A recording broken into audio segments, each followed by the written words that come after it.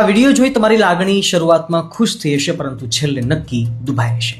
કારણ કે રાષ્ટ્રપિતા ગાંધીજીને મંદિરમાં પધરાવી અને હાર પહેરાવી, આરતી ઉતારી, પગે લાગી એનું સન્માન કરવું અને પછી તરત જ કચરાના ઢગલામાં ફેંકી, ગંદા પાણીમાં ફેંકી, 40 ફૂટ ઉપરથી ફેંકી એનું અપમાન કરવું તમને થોડુંક વધારે ખોટું લાગ્યું છે, નહીં?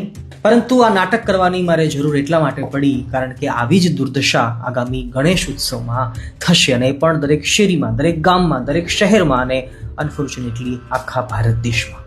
મૂર્ખાઓને, ગાંડાઓને, હરામખોર લોકોને અને કદાચ અબૂધ એવા લોકોને મારી એટલી જ વિનંતી છે કે ગણપતિ બાપ્પા એ સનાતન હિન્દુ ધર્મના 5 મુખ્ય દેવોમાં સ્થાન ધરાવે છે: વિષ્ણુ, શિવ, ગણપતિ, પાર્વતી ચ દિવાકર. અને એમને આપણે વિસર્જન કરવા માટે જો ગંદા પાણીમાં કે ગંધાતા કચરામાં ફેંકી દઈએ તો એ આપણી ભક્તિ નથી, પરંતુ અંધભક્તિ છે.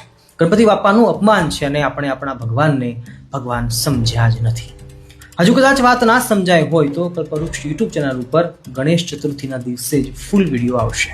અવશ્ય જોઈ અને જેને જરૂર છે એવા લોકોને જરૂર મોકલજો. જય ગણેશ.